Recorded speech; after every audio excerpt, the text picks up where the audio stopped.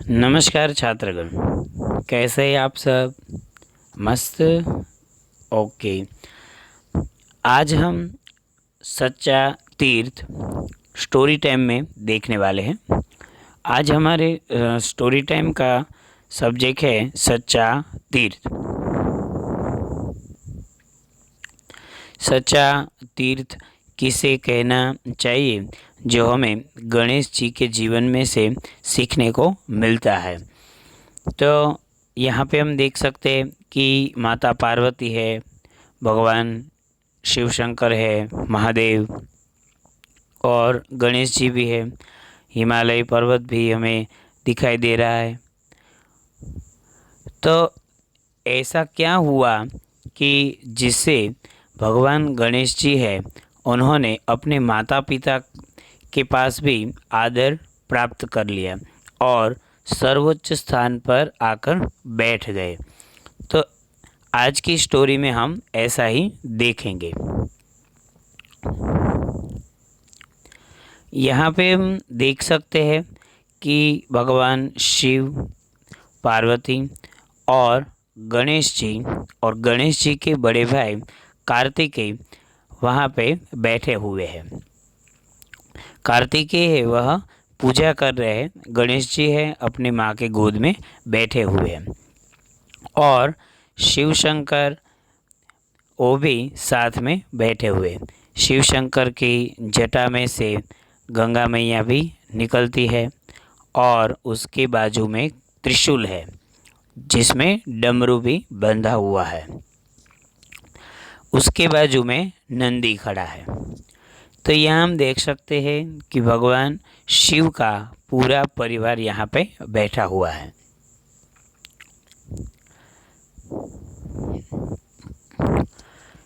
एक बार क्या हुआ कि कार्तिकेय जी और गणेश जी साथ में खेल रहे थे। उसी समय कार्तिकेय ने गणेश जी से यह शर्त लगाई कि चलो भैया, हम एक शर्त रखते हैं कि पृथ्वी पर जो 68 तीर्थ है वो सबसे पहले कौन संपूर्ण करके आ जाते हैं, यानी कि तीर्थ तीर्थ पर जाकर घूमकर आना है। यह बात कार्तिकेय ने बताई और गणेश जी भी वह बात सुन रहे हैं। और गणेश जी ने भी कहा कि चलो, वो बात तो सही है कि हम देखते हैं कि कौन यह सारा जो पृथ्वी में फैले हुए तीर्थ स्थल है वहाँ पर घूमकर कौन जल्दी से आ जाता है।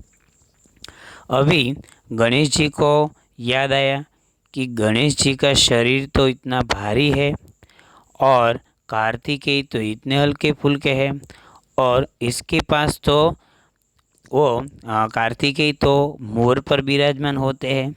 वह तो मोर पर बैठ जाएंगे और मोर उड़कर सभी जगह पर ले जाएगा।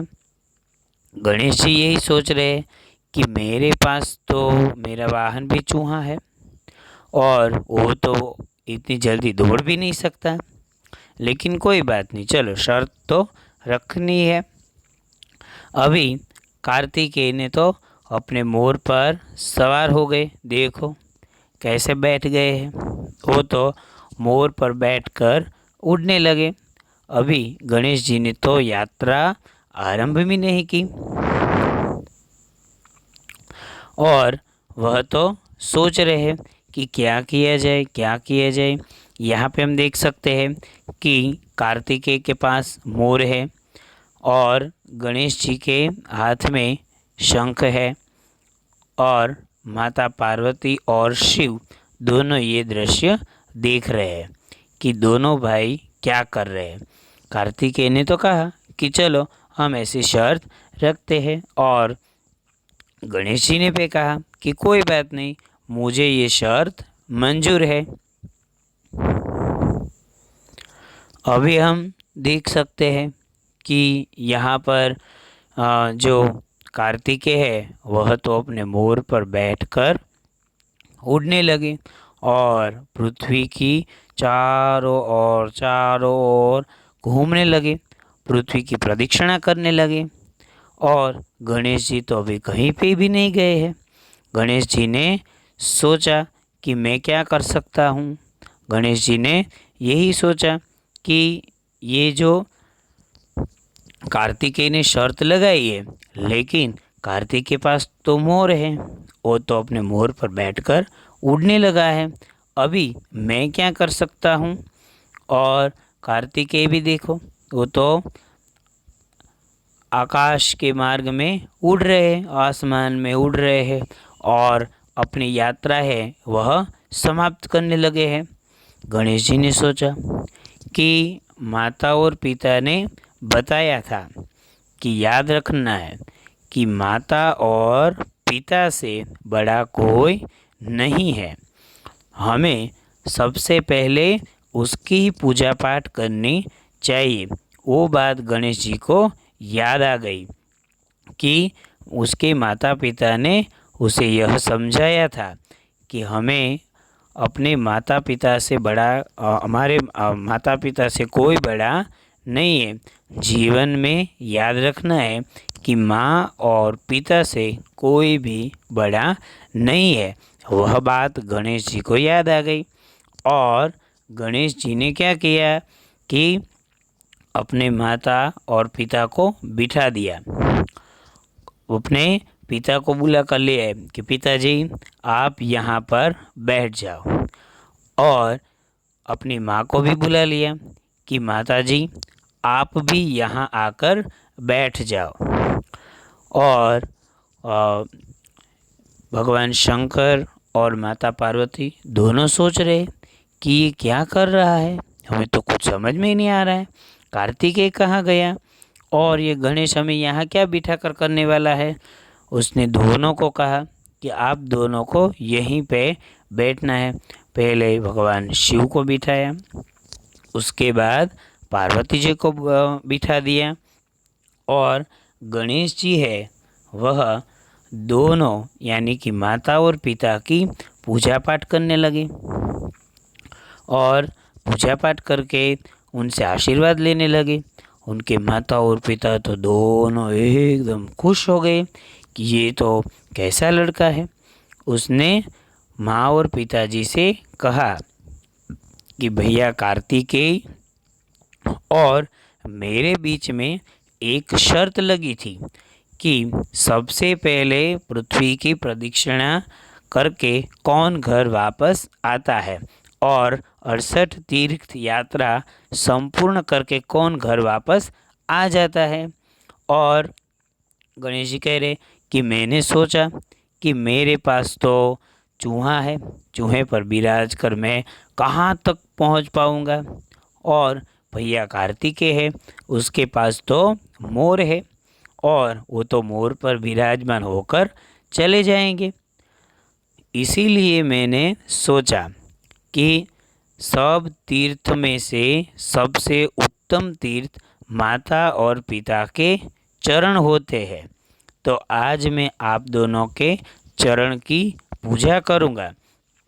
और पूजा पाठ करके गणेश जी ने तो क्या किया, अपने माता पिता की और गोल गोल गोल गोल चक्कर लगाने लगे। और माता और पिता भी देखो कितने खुश हो रहे हैं कि ये कितना महान है। इसने ऐसा कैसे सोच लिया होगा कि जीवन में माँ और पिता से कोई बड़ा नहीं है। और कार्तिकेय तो देखो वो तो उड़ रहे हैं, अभी पृथ्वी की ओर प्रदक्षिणा कर रहे हैं, पृथ्वी की ओर प्रदक्षिणा कर रहे हैं, उड़ते उड़ते उड़ते उड़ते जा ही रहे। और यहाँ पर हम देख सकते हैं कि गणेश जी ने तो अपने घर पे ही रहकर क्या कर दिया कि माँ और पिताजी से गोल गोल चक्कर लगाने लगे, और माता और पिता दोनों को क्या कर दिया, खुश कर दिया। और माता और पिता दोनों उससे खुश हो गए। उन्होंने कहा कि गणेश तेरे जैसा बुद्धिमान कोई नहीं है, तुझसे बड़ा कोई बुद्धिमान नहीं हो सकता। और उन्होंने गणेश जी को आशीर्वाद भी दे दिए और आशीर्वाद देते देते प्रशंसा भी की कि गणेश तेरे जैसा बुद्धिमान कोई नहीं है। और इसीलिए तो हर बार गणेश जी की ही प्रथम पूजा होती है। अभी गणेश जी तो यहाँ पे आराम से बैठ गए हैं, पूजा पाठ भी कर ली। और कार्तिकेय है वह यात्रा अपनी समाप्त करके घर वापस आ गए। और घर वापस आ गए, उसने पूछा कि गणेश, तुम कहीं पे भी नहीं गए हो? और उसने कहा कि तुम मुझसे पहले घर पे आ गए। गणेश जी ने कहा कि नहीं, मैं तो कहीं पे गया ही नहीं हूँ। तो उसने बोला कि तब तो मैं प्रथम आया और तुमसे जीत गया, क्योंकि मैंने पूरी पृथ्वी में प्रदक्षिणा कर ली और 68 तीर्थ है वो भी समाप्त कर लिए। मैं तुझसे आगे हो गया। और तभी माता पार्वती ने आकर कार्तिकेय को कहा कि कार्तिकेय, तुमने पृथ्वी की प्रदक्षिणा कर ली, 68 तीर्थ कर लिए, बहुत अच्छा काम किया। लेकिन गणेश ने यहाँ घर पे ही रहकर 68 तीर्थ और पृथ्वी की प्रदक्षिणा भी कर ली। तो कार्तिकेय के तो समझ में नहीं आया कि उसने घर पे रहकर कैसे ये प्रसव कर लिया। तब जाकर माता ने समझाया कि वत्स, ऐसा नहीं है। देखो, गणेश ने अपने माता पिता की पूजा पाठ की और उसके अतिरिक्त उसने माता पिता को बिठाकर उसको गोल गोल घूमकर 68 यात्रा समाप्त कर ली। और अपने माता पिता से बड़ा इस दुनिया में कोई नहीं है। माता पिता ही सबसे महान है और माता पिता से आगे और कोई नहीं है। इसीलिए गणेश ने भी अपनी यात्रा समाप्त कर ली। आप दोनों भाइयों ने एक समान ही कार्य कर लिया है। तो इस तरह हमें समझना है कि माता पिता से कोई बड़ा नहीं है। गणेश जी के जीवन में से हमें यही बात सीखने को मिलती है कि माता पिता जो है वह सबसे महान, सबसे बड़े हैं। उससे बढ़कर कोई तीर्थ यात्रा नहीं है। माँ और पिताजी है वही सबसे बड़ी तीर्थ यात्रा है। तो गणेश जी की बात हमें याद रखनी चाहिए कि हमें अपने माता पिता का सदा आदर करना चाहिए। माता पिता का जो काम है वो करना चाहिए। माता पिता जो कहे वही करना चाहिए। उसकी बात हमेशा हमें सुननी चाहिए। हम हर बार कहते रहते कि मैं कहूँ वो सही है, हाँ, लेकिन ऐसा नहीं है। हमें हर एक की बात सुननी चाहिए। वही बात हमें यहाँ पर गणेश जी के जीवन में से सीखने को मिलती है। और गणेश जी और कार्तिकेय दोनों भाई ने यहाँ पर ये सिद्ध कर दिया कि माँ और पिताजी से कोई बड़ा नहीं है। और अपनी जो स्पर्धा थी उसमें गणेश जी ही जीत गए। इसीलिए आज की जो स्टोरी थी उसका नाम था सच्चा तीर्थ। सच्चा तीर्थ मैंने पहले बोला था ना, इसीलिए कहा गया था कि गणेश जी ने अन्य तीर्थ स्थानों पर जाना उचित नहीं समझा और अपने घर पर रहकर ही अपनी माँ और पिताजी की सेवा की और उसी को अपनी तीर्थ यात्रा बना ली। तो मैं यहाँ पे ये स्टोरी ख़त्म करता हूँ। आप सभी लोगों को स्टोरी सुनने में मज़ा आया होगा। Thank you.